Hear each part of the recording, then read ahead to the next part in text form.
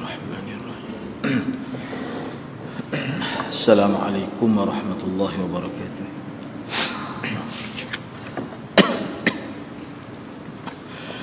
Alhamdulillahi rabbil alamin. Wassalatu wassalamu ala asyrafil anbiya wal mursalin. Nahmaduhu wa nasta'inuhu wa nastaghfiruh. Wa na'udzu billahi min shururi anfusina wa min sayyiati a'malina. من يهده الله فلا مضل له ومن يضلل فلا هادي له رب اشرح لي صدري ويسر لي أمري واحلل عقدة من لساني يفقهوا قولي أما بعد. Alhamdulillah, bersyukur pada Allah Subhanahu Wa Taala kerana dapat sama pada malam ini. InsyaAllah pada malam ini kita akan sambung perbincangan kitab Misbahul Masabih ini, Mishkatul Masabih ini pada muka surat 156, iaitu hadis tak habis lagi hadis yang kedua.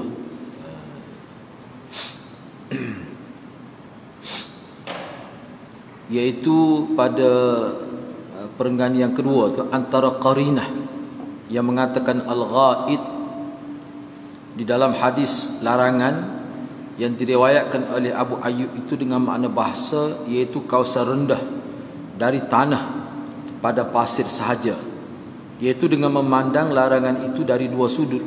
Pertama, kerana boleh memilih dua arah yang lain selain menghadap dan membelakangi kiblat ketika buang air di padang yang tidak boleh dilakukan di dalam binaan. Kerana seseorang yang berada di padang boleh memilih antara empat arah yang hendak dihadap olehnya. Kerana itu dilarang dari dua arah dan dibenarkan dari dua arah yang lain. Sebaliknya di dalam binaan dari segi kebiasaan tidak mungkin boleh dilakukan pilihan untuk menghadap salah satu dari empat arah. Bahkan mesti sebagaimana binaan tandas tersebut. Jadi pemilihan hanya mungkin boleh dilakukan sebelum membina tandas tersebut, kerana itu diberikan kelanggaran untuk menghadap atau membelakangi kiblat di dalam binaan kerana keuzuran tersebut. Sebenarnya perbincangan ini masih lagi berkaitan dengan larangan Nabi supaya kita tidak menghadap dan membelakangi kiblat. Bahkan kalau kita tengok dalam teks hadis itu, Nabi SAW sebut supaya kalau sebelum ni ada disebut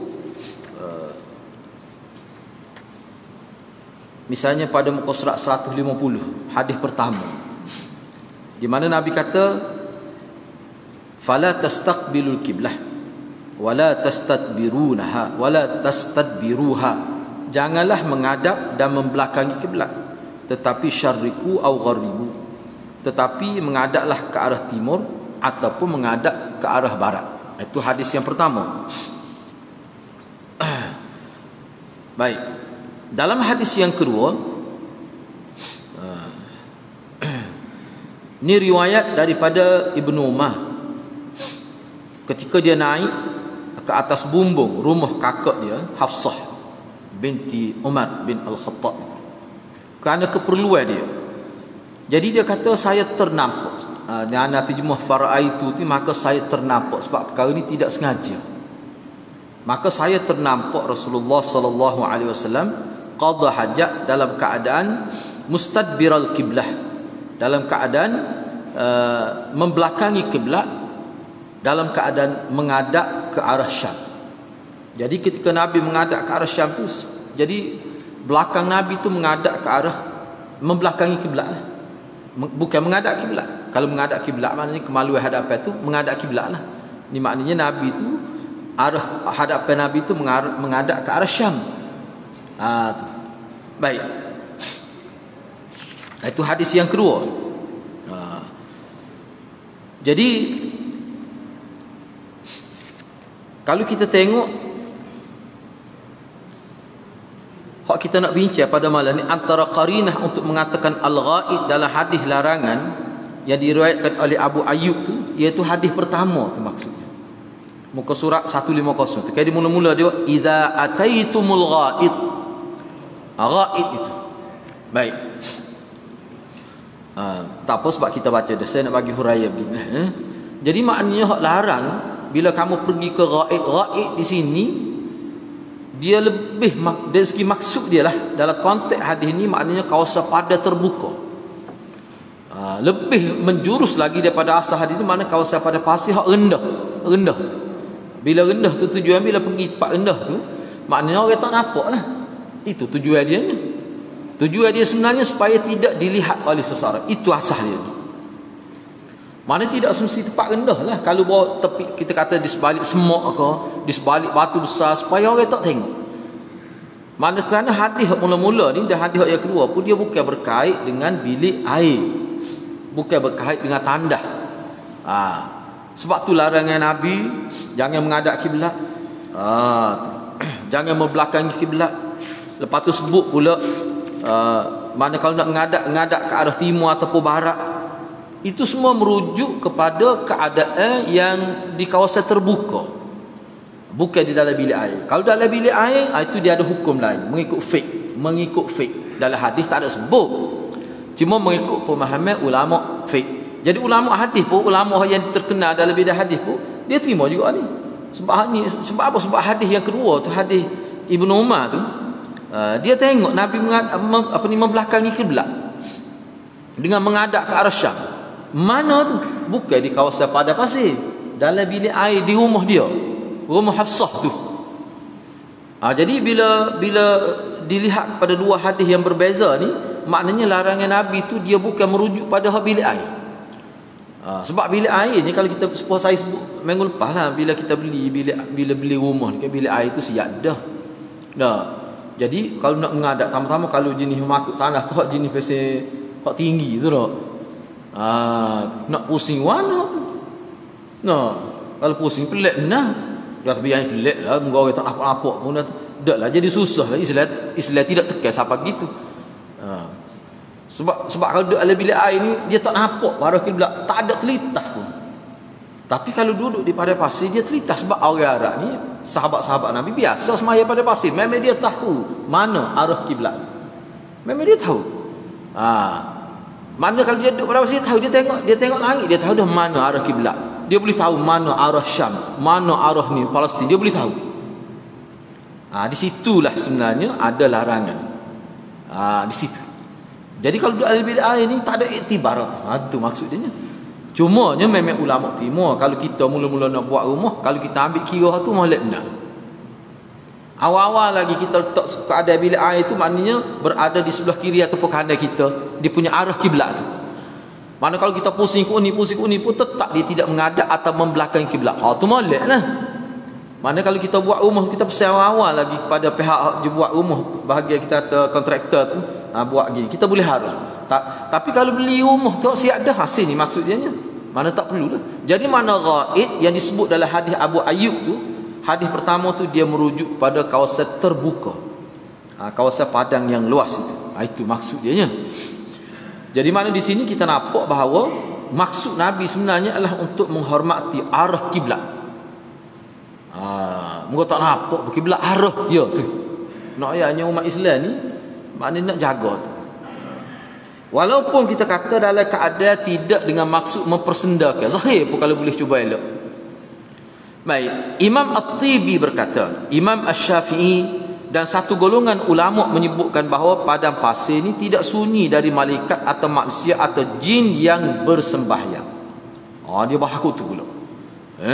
Bila seseorang duduk menghadap kiblat atau membelakanginya, kadang-kadang pandangan sembahyang akan terarah kepada aurat. Berbeza dengan binaan kerana tidak dibimbangi perkara tersebut. Sebab tu dalam kitab mereka, bila kita pergi ke kawasan terbuka tu kan, dia tak mana cara nak akak pakai pun dia ada cara dia. Tak boleh pakai akak sepuluh dalam bilik air. Lepas tu masa mana nak baca doa tu? Kita kata masuk bilik air tu tak ada bilik air, muka pada pasir, baca doa tu bila kita nak akak pakai tu dalam pekus. Mana sepoi kita lu pengalaman duduk tepi pokok keduduk tu nak. Tu bilik air dia ni. Jadi bila dia nak buang air tu, ketika dia nak akak pakai hak kira-kira yang terdedah lah aurat tu. Situlah dia baca ni. Tujuan baca tu supaya tertutup aurat tu. Sebab di sekeliling kita ni, hak kita tak nampak ni, dia ada makhluk ghaib tu. Tujuan tak si nampak pada iblis, syaitan dan sebagainya. baca doa sebelum tu. Jadi sebenarnya banyak kita tengok kalau dalam bab hak jenis bab mendedahkan aurat ni, dia ada sebut tentang makhluk halus, makhluk ghaib lah. Misalnya ketika nak bersetubuh dengan isteri, melakukan hubungan apa-apa sebab ada makhluk di sekitar kita tu. Maknanya kalau kita tengok agama ni, dia ambil kira semua perkara tu. Dia ambil kira. Atau alih kita kata kencing ataupun kita buang najis pada tulai binatang. Sebab apa? Sebab ada itu makanan kepada makhluk Tuhan juga, ghaib, jin dan sebagainya. Dia ambil kira benda-benda gitu. Apa maksud? Itu semua bermaksud bahawa maknanya sesuatu yang mungkin tidak ada kepentingan bagi kita, tetapi dia ada kepentingan bagi makhluk lain. Jadi kita kena hormat juga. Di situ nampak kehalusan budi umat Islam itu. Dia mengambil kira kehadiran makhluk Allah yang lain.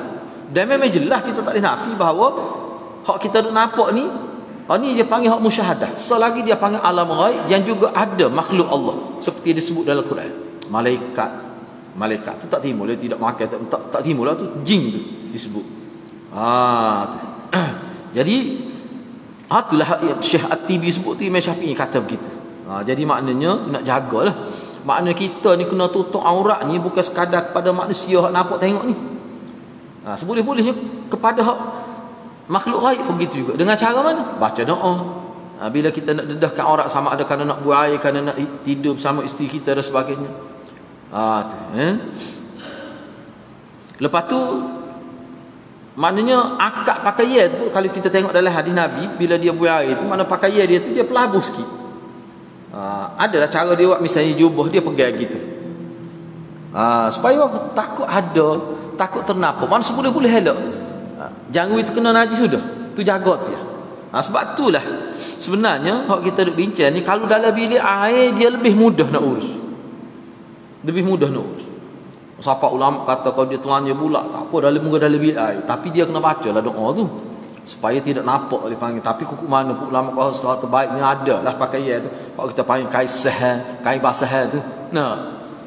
Tidak nampak sepada ugong gitu tu. Tak apa, kuku mana pun boleh. Ulama kata boleh atau harus. Baik, hadis Ibnu Umar ni hadis Ibnu Umar ni maksud hadis hak kedua ni.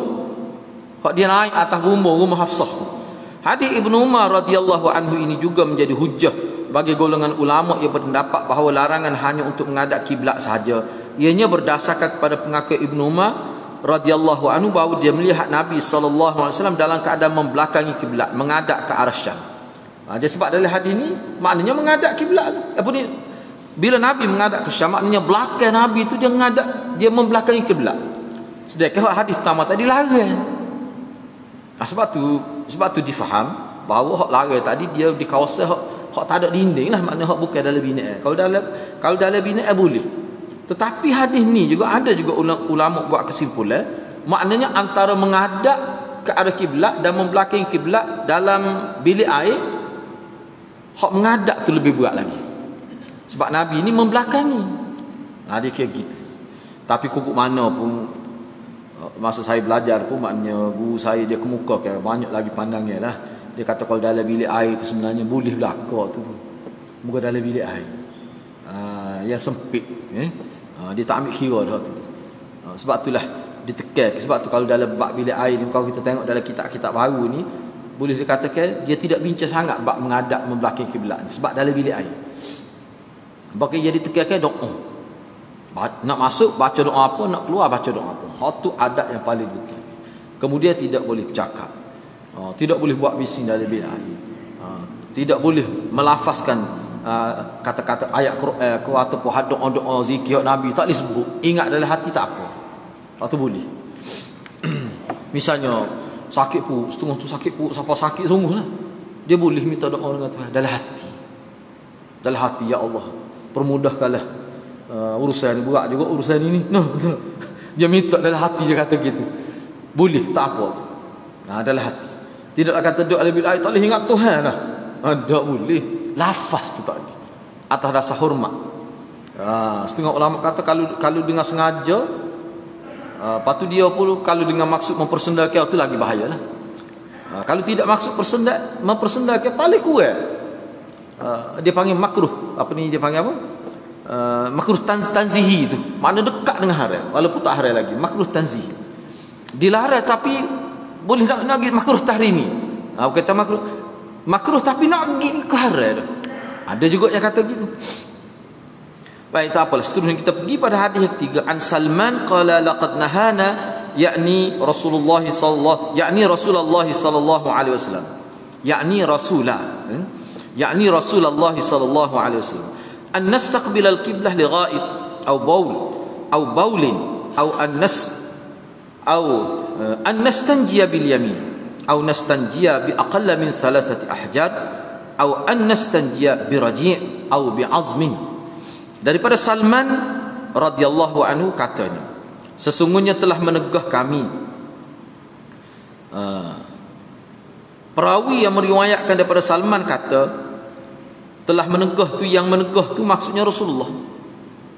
Telah menegah, sesungguhnya telah menegah kami. Dia maksudkan, dia tu siapa? Perawi yang meriwayatkan hadis ini daripada Salman. Dia maksudkan yang menegah tu adalah Rasulullah sallallahu alaihi wasallam. Tegah apa? Tegah menghadap ke arah kiblat ketika hendak buang air, atau ketika buang air besar, atau ketika buang air kecil, atau beristinja. Dilarang juga beristinja dengan tangan kanan. Atau Nabi larang juga. Atau beristinja dengan kurang daripada 3 biji batu. Atau beristinja dengan najis atau tulang. Beristinja dengan najis atau tulang binatang. Baik. Hadis ni sebenarnya kalau dalam kitab misalnya Syarah Bulughul Maram, dia sebutlah 3 batu tu apa maksud. Ulama faham tu 3 batu tu sama ada 3 butir batu yang berasing, ataupun maksud 3 butir batu mana 3 bucu. Boleh juga. Mana batu tu agak besar, kita boleh pegang tak kena. Dia ada banyak bucu lah. Sebab bucu tu kita tujuan nak menghilangkan air najis tu lah. Tu. Tidak semesti 3 batu. Tapi ulama kata hak molek 3 batu lah. Sebab kalau besar batu nak ambil 3 bucu tu payah juga nak pegang. Lepas tu takut kok kena najis pada tangan. Hak tu hak nak elok sebenarnya. Baik, tak apalah, kita pergi kepada perbincangan ni. Ini adalah riwayat yang dikemukakan oleh pengarang Mishkatul Masabih. Riwayat sepenuhnya adalah berikut. Jadi hak ni ringkas benar. Hak riwayat daripada Syekh Tibris ni gitu. Riwayat sepenuhnya begini. An Salman, ini riwayat lengkap. An Salman qala qila lahu qad 'allamakum nabiyyukum sallallahu alaihi wasallam kull shay hatta al-khira'ah. Qala faqala ajal laqad nahana an nastaqbil al-qiblah li gha'itin aw bawlin aw nastanjiya bil yamin aw nastanjiya bi aqall min 3 ahjar aw nastanjiya bi raji'in aw bi azmin.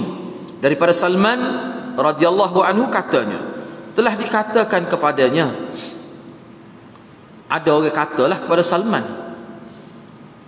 Nabi kamu sallallahu alaihi wasallam mengajarkan kepada kamu segala perkara, sehingga sahabu air pun ajar lagi.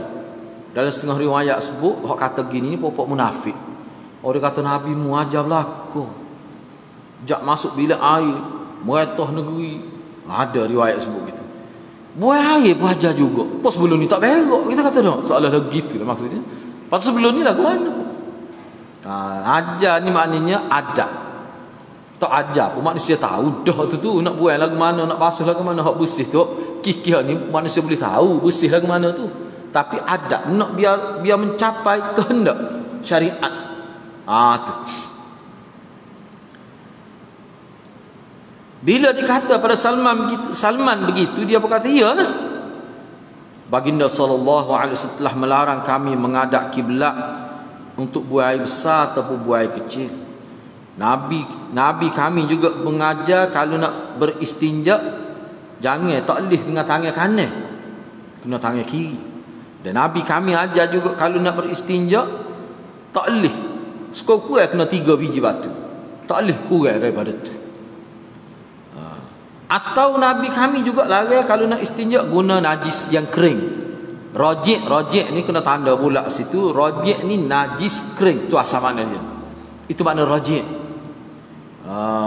Bukan najis basuh tu. Oh, kalau hot tu nyebol nak habis. Ni najis rajik ni mana najis kering. Misalnya nak tahi lembu ke ni dia guna hot tu. Tu. Atau tulang. Tulang binatang kan. Hadis ini menunjukkan beberapa adab ketika membuang air. Adab pertama iaitu menghadap ke arah kiblat. Hadis ini menunjukkan beberapa adab ketika buang air. Adab pertama iaitu mana tidak boleh menghadap kiblat lah bila buang air itu.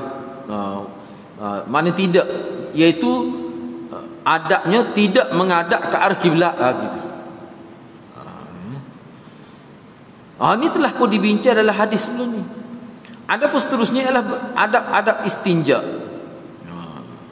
iaitu menyucikan dan menghilangkan najis sama ada dengan air atau batu, atau seumpama batu. Tambah lagi. Larangan istinja yang pertama ialah istinja dengan menggunakan tangan kanan. Tak boleh guna tangan kanan. Apa ni kita kata tak? Tak apalah, kita baca dulu. Imam An-Nawawi mengatakan bahawa ulama sepakat. Ini tokoh besar dalam mazhab Syafi'i, Imam An-Nawawi rahimahullah, dia kata ulama sepakat tentang ditegah, dilarang oleh Nabi istinja dengan menggunakan tangan kanan. Kemudian jumhurul ulama berpandangan ia adalah larangan dengan maksud untuk menyucikan diri dan adab, bukan larangan dengan makna haram. Jumhur ulama kata bukan makna haram. Mana kalau dia buat pun makruh lah, tidak makna haram. Tu jumhur ulama kata gitu. Kalau buat juga setengah ulama kata su'ul adab, buruk akhlak. Tak haram, buruk akhlak. Guru saya sebut masa belajar Bukhari dulu, dia kata kalau kita guna tangan kanan, lepas tu nak makan nasi, nyat letah juga tu dia kata. Tak sesuai lah, tak sesuai. Adab-adab sini maknanya hak sesuai lagu mana? Hak tak sesuai lagu tu dia panggil adab lah tu. Tidak menasabah lah. Jadi sebahagian ulama Zahiriyah berpendapat ia adalah haram. Kalau mengikut ulama Zahiriyah dia kata haram lah. Dan satu golongan sahabat kita mengisyaratkan kepada pengharamannya. Ashab kita berkata, ni Nawawi sebut ni, ashab kita tu maknanya tokoh-tokoh besar mazhab Syafi'i lah. Lepas tu sahabat kita adalah maknanya sahabat kita tu maknanya maksud dia tidak dalam mazhab Syafi'i tapi sahabat kita juga mazhab lain. Ashab tu memang tokoh-tokoh dalam mazhab Syafi'i. Apa dia kata? Mustahab tidak menggunakan tangan kanan dalam apa je keperluan istinja kecuali kerana keuzuran. Mana kalau dalam bab istinja tak kira lah istinja dengan batu ke, dengan air ke, dengan tisu apa saja, tak boleh. Cuba eloklah. Mustahab ni mana boleh pahala kalau kita buat gitu. Kalau kita buat dengan tangan kiri, tak buat tangan kanan, tu jadi boleh pahala. Itu makna mustahab. Setengah ulama kata tak mustahab ni mana sunat dah. Mana sunat guna tangan kanan situ. Tu. Mana gitu maksudnya. Makna sunat tidak menggunakan tangan kanan maknanya bila kita guna tangan kiri lah, jadi boleh pahala. Itu makna mustahab. Setengah kata tak mustahab ni mana sunat, khilaf ulama. Setengah kata tak mustahab ni maknanya molek, tapi dia bawah sikit pada sunat, dia panggil mustahab. Kalau terjemah di sebelah bahasa mustahab mana dianggap baik, itu mustahab. Disukai, mustahab. Dia makna gitu, makna rendah pada sunat. Kecuali kerana uzur lah. Misalnya sakit tangan kanan, tangan kiri sakit, ataupun balut ke luka balut tak nak guna lah. Boleh lah guna tangan kanan, kiri lagi tu tak apalah. Lepas tu kita kata guna sahu tangan, ikut lah tu. Tak pandai-pandai lah tu. Di sini Nabi SAW ingin memberikan peringatan tentang kemuliaan tangan kanan dan supaya memeliharanya dari sebarang najis. Dia kalau dalam kitab lain lah dia sebut, dia kata sebenarnya kalau kita perhatikan iyalah betul hak ni sebut ni hak zahirnya gitulah, tapi dia ada sesal lagi. Ramai juga ulama sebut sebab iblis ni dia suka tayammum, dia suka taisid, mana dia suka yasar atau tangan dia suka alik kiri. Tayammum ni maknanya bukan tayammun, ni menganan. Jadi iblis, syaitan, dia suka guna tangan kiri. Jadi soal di sini mana ada maksud nak lawan syaitan, biar kita tahu. Tu ada seorang kata dak, dia alik kanan ni dia lebih isyarat kepada perkara-perkara hak molek, hak positif. Nak kita nak uji orang apa uji dengan tangan kanan. Dia ke arah tu. Tu orang panggil adab. Sebab tu ulama kata tidak sampai jadi haram kalau guna alik kiri pun. Itulah sebab dia kata tak nasabah jadi haram tu. Tapi ulama zahir kata tak haram sebab Nabi larang. Asal makna larang ni haram. Dia ambil guna kaedah tu. Tetapi hak ni sebenarnya kalau kita tengok ajaran orang Melayu kita ke kena molek. Dia larang. Maknanya kalau nak uji barang, kena ambil barang, nak uji barang pada guna tangan kanan itu sebagai tanda hormat. Itu molek lah tu. Waktu memang molek benar tu. Cara tu adab tu. Adab istinja kedua ialah larangan istinja dengan kurang dari 3 batu. Maknanya paling sikit akal, paling sikit adalah 3 biji batu. Terdapat beberapa hadis yang menyebutkan perkara ini dengan perbezaan dari segi bahasa, seperti tidak berpada dengan kurang dari 3 batu atau seumpamanya. Larangan ini menunjukkan istinja kurang dari 3 batu tidak memadai dan tidak harus walaupun zat najis sudah pun hilang. Ia tidak bercanggah dengan hadis. Jadi maknanya tak boleh beristinja dengan batu paling kurang dengan 3 biji batu. Kalau kurang tak boleh. Tak boleh tu apa maksud? Tu maksudnya tak boleh tu maknanya tidak memadai, makna tidak sah beristinja. Maknanya kalau dia beristinja ni hak zahir ni lah. Kalau dia beristinja dengan 2 biji batu, maka dikira tidak suci tu. La yatajazza. Dikira tidak suci. Tapi setengah ulama kata dia kata kalau batu tu besar, boleh guna banyak bucu. Dia kata batu, ulama kata makna 3 batu tu kalau untuk 3 bucu batu pun boleh. Baik, dalam kitab-kitab baru dia ada sebut. Lepas tu kalau guna tisu nak kira lagu mana? 3 lah ke? Kau lagu mana? Sebab tu ada ni saya sebut apa walaupun bukan sepakat. So kata dia kena buat gitu. Tapi hak ni kata tak ikut tak apa ni. Dia kata ambil tisu tu rupa-rupa biar jadi sebuah batu.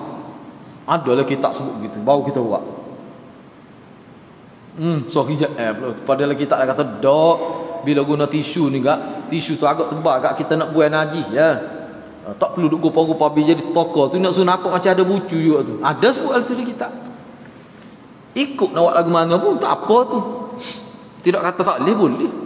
Tapi waktu tu adalah hadis ke? Tak juga. Lepas tu dalam kita ada sebut gitu. Ada sebut gitu Lepas tu ada seorang apa ni ustaz apa, dia kata memang ada pun ustaz buat fardhu ain dia pesan gitu pada anak murid dia di kelas kafar. Memang ada. Dah tak apa nak buat, cuma saya kata kalau tak perlu buat gitu tak apa, ada tisu juga. Tisu bila sudah kesak, mana kita anggarkan makna najis itu tidak akan kena tangan, cukup dah tu, tak perlu duk kupa-kupa jadi pebatu toko gitu, makan masa tu.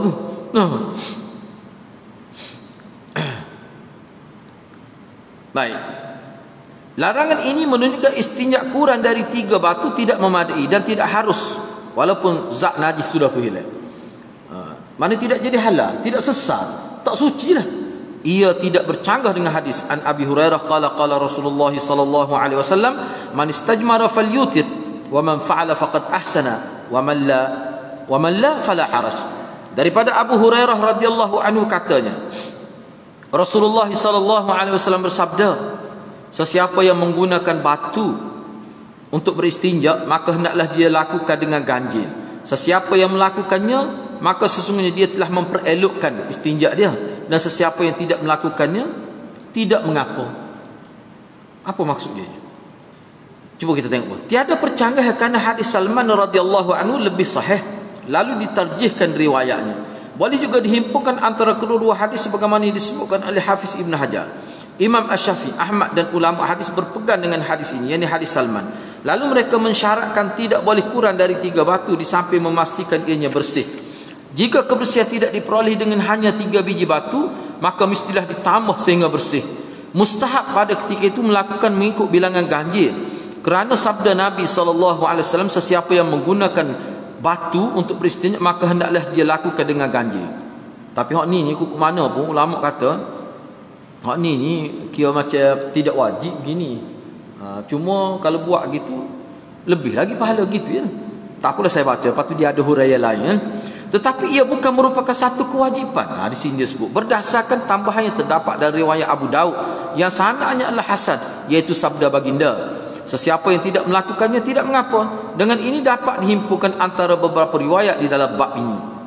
Maksud dia beginilah. Maksud dia betul sebut 3 biji, tapi kalau tak buat gitu pun tak apa. Maknanya ada kelanggar ya. Walaupun ada setengah ulama kata hadis Salman itu lebih sahih lagi. Hak kata mesti kena 3.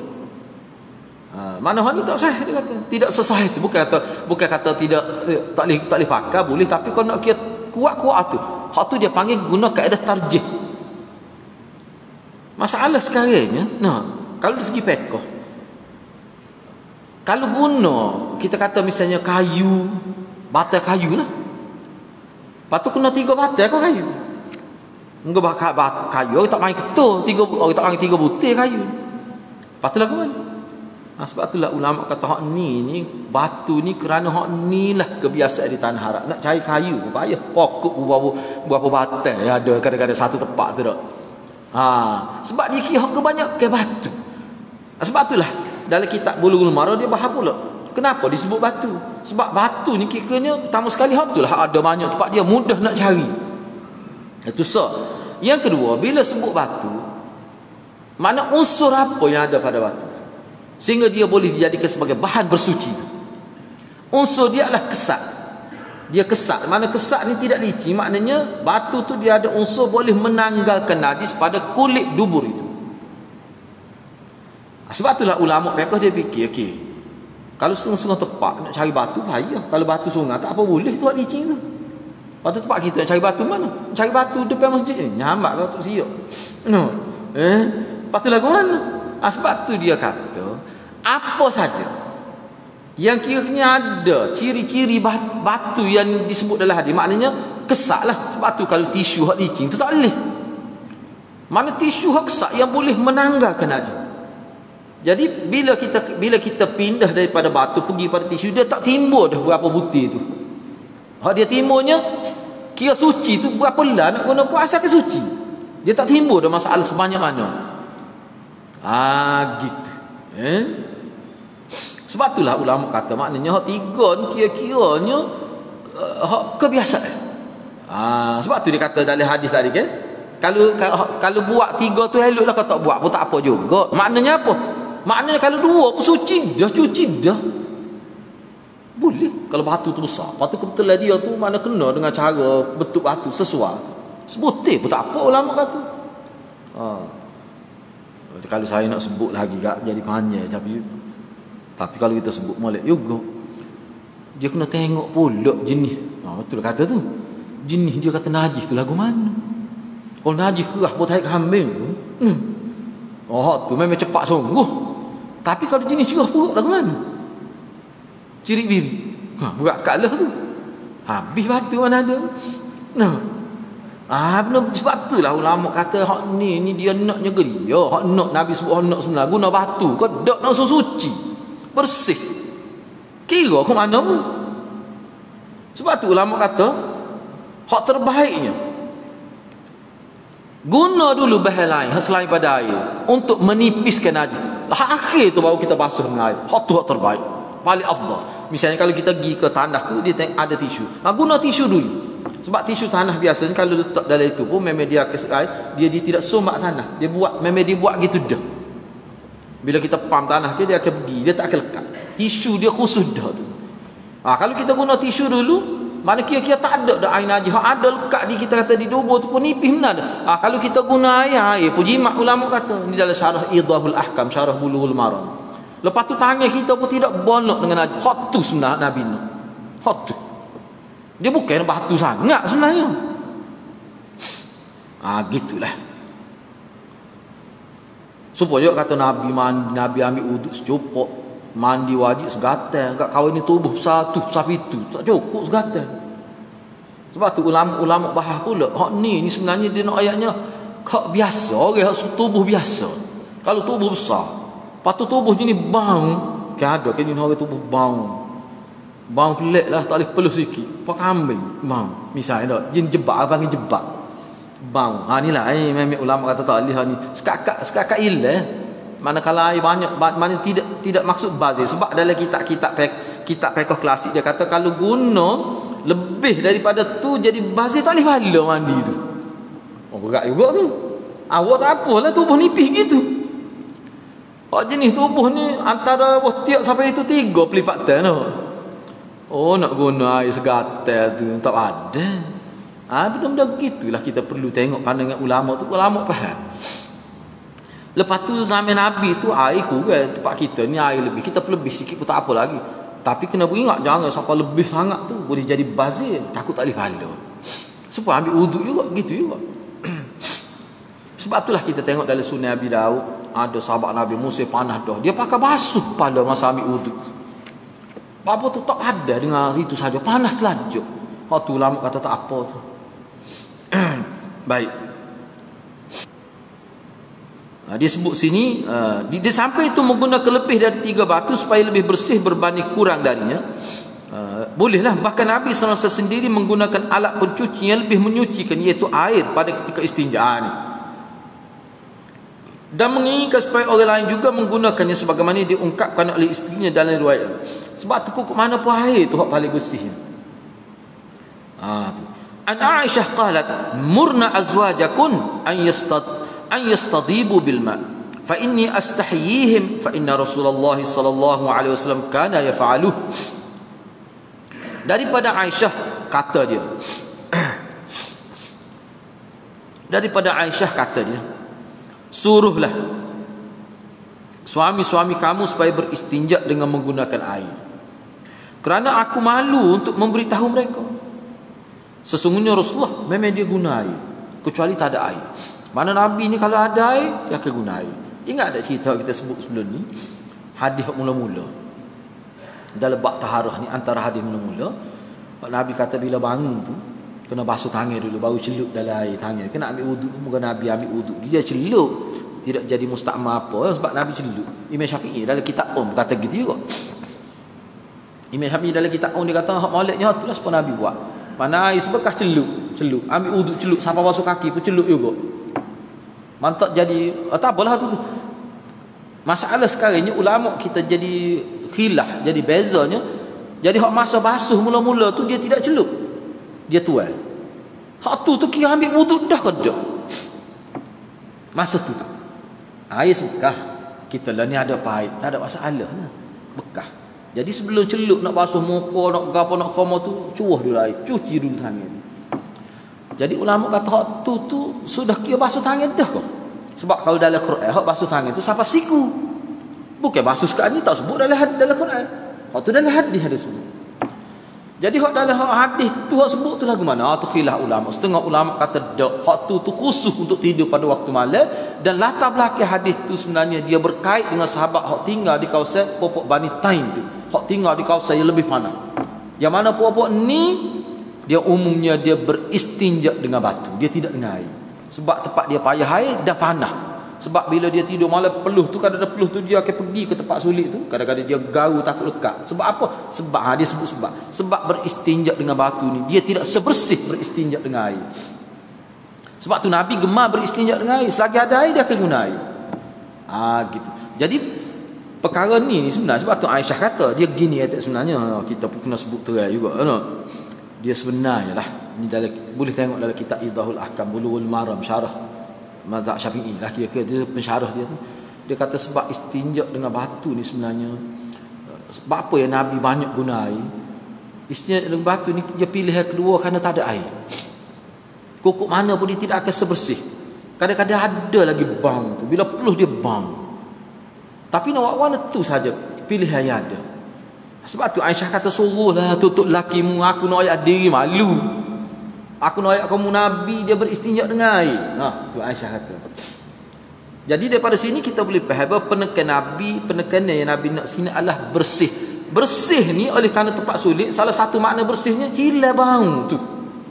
Hilang bau tu. Sebab tu zaman kita ni bab ni kan memang kita boleh ikut dengan tepat Nabi. Sebab ada sahabat banyak kagak tak mau dah. Lepas tu tangan basuh pula. Nak tobik muka pintu bilik air masjid kau ada tak pula kau tu basuh tangan dengan singki. Jadi tercapailah maksud sebenar Nabi nak. Nak ayatnya umat Islam ni penekanannya kepada kebersihan. Kena bersih semua. Kita tak faham lagi itu sebab dalam kitab tu panjang dia faham. Baguslah kitab tu 5 jilid kitab tu. Dia kata sebenarnya hak Nabi ajar ni kan, dia boleh mencegah penyakit itu. Kalau kita amal sungguh. Mana acak sungguh. Masuk bilik air, kalau dia tak buai air pun molek basuh tangan. Nabi ajar gitu, bangun tidur basuh tangan. Gapo dia Nabi? Nak ayatnya banyak. Penyakit ni mari dengan sebab sentuhan. Oh dia faham pula dia suruh tu. Sebab tu dia kata bila kata hadis yang sahih ni dia berguna untuk bukan untuk ibadat saja, untuk kesihatan pun berguna juga. Enggak betul sungguh zaman kita learn ni kan. Basuh tangan tak apa dah, kira-kira boleh kawal dah Covid tu. Nah, basuh tangan semua. Jadi kalau gitu sebenarnya kalau kita amal insya-Allah lah kira-kiranya. Tapi kalau nak kena penyakit kena betul lah. Dia Tuhan takdir nak kena kan. Tapi nak ayatnya kira-kira dengan buat gitu tu sebagai satu bentuk pencegahan lah juga. Baik. Jadi Aisyah kata suruhlah tutup lakimu, aku nak suruh malu. Tak nak sabar pakat suruh masing-masing lah tutup lakinya. Mung sebagai bini ni. Sebab kalau Nabi, suami aku ni Nabi ni, dia istinja dengan air. Kerana itulah Allah Subhanahu wa taala memuji penduduk Quba kerana mereka beristinja dengan menggunakan air. Sebagaimana hadis berbunyi. An Abi Hurairah anin Nabi sallallahu alaihi wasallam qala nazalat hadhihi al-ayah fi ahli Quba fihi rijalun yuhibbuna an yatatahharu wallahu yuhibbul mutahhirin qala kanu yastanjuna bil ma' fanazalat hadhihi al-ayah fihim. Daripada Abu Hurairah radhiyallahu anhu daripada Nabi sallallahu alaihi wasallam, baginda sallallahu alaihi wasallam bersabda, turun ayat ni fihi rijalun. Mana dalam masjid tu ada orang-orang lelaki yuhibbuna, mereka suka, mana cana mengambil berat, itu mana yuhibbuna, mereka mengambil berat, prihatin sungguh. Gapo dia? Ayatatahharu, dalam bab membersihkan diri ni. Dia petena jenis kebersihan. Wallahu yuhibbul mutahhirin, dan Allah juga suka kepada orang yang membersih, yang suka jaga kebersihan diri. Allah suka. Tu. Jadi ni turun ayat ni tetap buat kubah sebab dia ni istinja dengan air bukan dengan batu. Jadi maknanya kebersihan itulah. Kebersihan ni sangat disukai. Betul lah, memang betul saya baca dalam kitab Rawat Islam lah Ibn Taymiyah tu. Kenapa Islam ni suka sangat tempat tidur kena bersih, tempat makan, bilik air kena bersih? Sebab apa? Sebab syaitan ni dia suka sangat kepada benda kotor. Sebab tu kita masuk bilik air pun kita doa. Doa kan? Allahumma inni a'udzubika minal khubuthi wal khaba'ith. Ni dia ada bukan terjemahan mana syaitan jatuh syaitan tina saja. Khubus ni kalau kita memang ramai terjemah gitulah. Baik, asal makna dia apa? Khubus, khaba'ith. Kotor. Benda yang menjejekkan digunakan untuk nama kepada syaitan di situ. Minta doa tu, minta doa kepada Allah supaya kita ni dijaga, supaya syaitan tak boleh ganggu kita, tak boleh mengitarlah, tak boleh tengok aurat kita tu. Jadi syaitan dia suka. Sebab tu kalau kita perhati dalam kitab tu sebutlah, biasanya orang nak sihir orang, dia akan guna benda-benda kotor. Dia akan guna benda-benda kotor, benda-benda hak najis. Benda hak kira-kiranya orang kembal lah.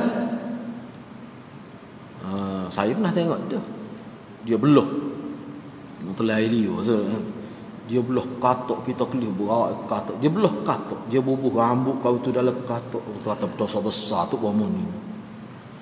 Dia nak dia adalah dia kita tengok kata patutlah. Jadi hak dalam kitab sebut memang begitu. Jadi kalau untuk kebaikan dia tak akan guna barang-barang kotor gitu tu. Dia belah katok, dia bubuh rambut kau tu. Kata syirik dosa besar. Dia memang kita tengok dalam kitab memang disebut gitu.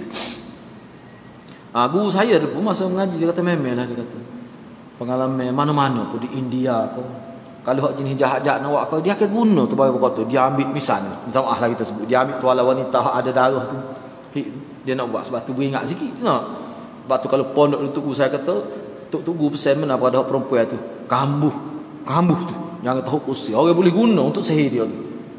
Benda-benda kita, benda-benda kotor sesuai sangatlah dengan mana kita kata realiti lah tu berlaku dalam kita sesuai sangatlah dengan ajaran agama.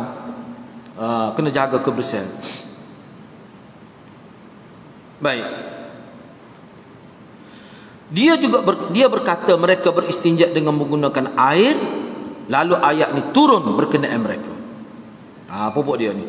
Adab istinja ketiga ialah tidak beristinja dengan najis atau tulang. Najis yang dimaksudkan di sini merangkumi najis manusia dan najis binatang.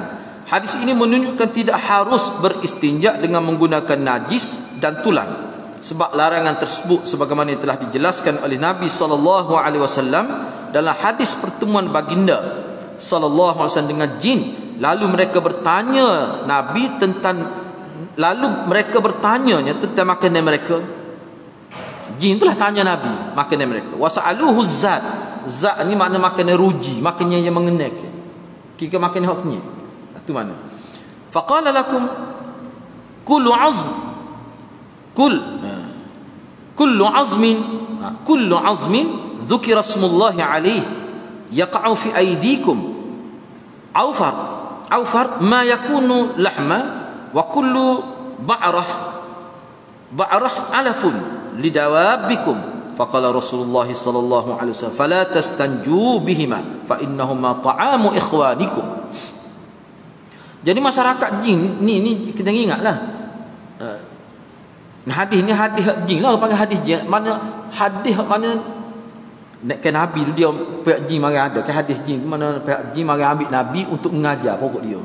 Dia ada kadang dia mari tanya Nabi soalan-soalan mana Nabi juga mengajar pokok dia. Ni antara hak dia tanya ni masa dia mengaji dengan Nabi. Jadi pokok jin ni tanya Nabi tentang makanan. Zat tu makanan, kira-kira makanan yang mengenyek lah, maksud zat makanan utama apa kita kan, makanan utama nasi. Hak lain-lain tu kita kata hak tu sampingnya lah. Roti ke apa tu. Kau bahas roti semuanya kita lutut. Nak mai kuliah pun tak boleh. Nak ambo kat 3 hari dia boleh. Nak gugu kita lah. Maulana kata siapa dia suruh? Makan roti saja, nak kita lutut. Kita hadut sana pun tak boleh nak makan nasi juga. Tu maknanya tu maksud zat. Macam qut lah juga dia tu. Baik. Jadi Nabi pun jawab. Nabi kata untuk kamu setiap tulang yang disebut nama Allah ke atasnya, mana binatang disembelih dengan cara yang betul, mengikut sunnah lah, yang diperoleh oleh tangan-tangan kamu dengan mempunyai lebihan daging, dan setiap najis adalah makanan kepada binatang-binatang ternak kamu. Jadi hak daging ataupun tulang maksudnya sama ada tulang itu sendiri dia makan lagu mana tu wallahu a'lam lah, ataupun hak daging yang lekat-lekat situ. Sebab tu ulama kata hak ni dia makan yang makhluk lain ni kita tak nampak. Kata makan mana tulang ku garing patut tak ada dah isi. Dalam makan yang pupuk dia gitu nak kan. Sebab kita kata cacing makan berapa mulut pun tak nampak. Patut lembek lotek dia tu. Tu cara, ada cara dia lah. Hak ni pun makhluk halus ni. Baik, tak apalah. Cuma di sini jadi apa pula tulang tu tak apalah. Najis tu pula apa tak lehnya. Sebab tu makan binat kepada binatang ternak ke kamu. Mana jin ni pun ada juga bahagian peternakan ni di kalangan masyarakat jin. Lalu Rasulullah bersabda oleh itu, janganlah kamu, yakni kepada kita lah umat Islam, beristinja dengan menggunakan tulang ataupun najis binatang hokeng itu. Kerana itu adalah makanan saudara kamu. Tulang itu untuk makanan jin. Lepas tu kita kata najis binatang itu hokeng itu makanan kepada binatang ternakan mereka. Di sini maknanya kena jaga ni termasuk adat juga. Padahal ni kita tak nampak pun makhluk tu. Tapi kena jaga. Dan kalau kita jaga hak ni kita dapat pahala. Kita jaga ni kita dapat pahala Baik. Hadis keempat. Hadis keempat ni kita bincang semula insya-Allah. Hadis keempat ni kita bincang semula minggu depan insya-Allah. Saya setakat itulah dulu. Mudah-mudahan Allah berkati kita semua. Aku qouli hadza wa astaghfirullahal azim li wa lakum. Wassalamualaikum warahmatullahi wabarakatuh.